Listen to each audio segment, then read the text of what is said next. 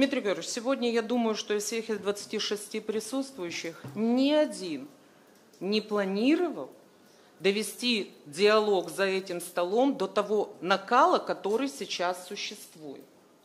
Вы один с этим справились на 100 баллов. Вы затмили ту проблему, для решения которой мы сегодня собрались за этим столом. Конечно, меня удивляют некоторые моменты. Почему опять в нашем диалоге возникает вопрос, в чем причина?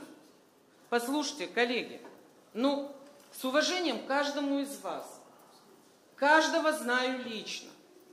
Мы много раз отвечали именно за этим столом на этот вопрос. В чем причина? Причина в сговоре Шора, Майи Санду и партии ПАС для полного развала гагаузской автономии. Но самое страшное, что в гагаузской автономии находятся пособники, которые сегодня помогают это делать. И один из этих пособников – председатель Народного собрания.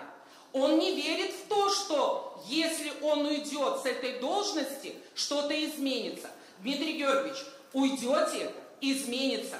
Скажите, пожалуйста, уважаемые коллеги, сегодня гагаузская автономия может существовать отдельно от Республики Молдова?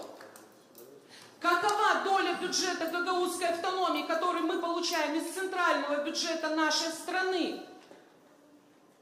Почему виним только одну сторону, а сами такие мягкие и пушистые?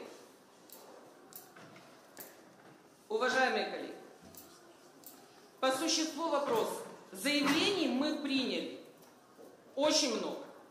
Все эти заявления остались в воздухе, никому не нужные, никем не услышанные, никем не рассмотренные. Заявлений принимать можно еще 100 тысяч, 10 тысяч. Принимайте, наше право, будем собираться, будем это все обсуждать.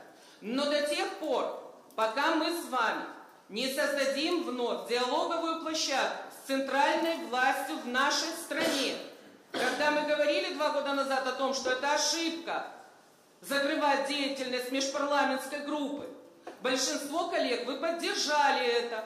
Сегодня на какой площадке говорить с руководством страны? Скажите, пожалуйста. И будет именно то, о чем говорите за этим столом. Следующий будет Центральная избирательная комиссия Гагаузии, следующее будет все больницы Гагаузии и все школы Гагаузии. И отпадет вообще необходимость функционирования Гагаузии как таковой. И винить никого не надо, это будет сделать нашими руками.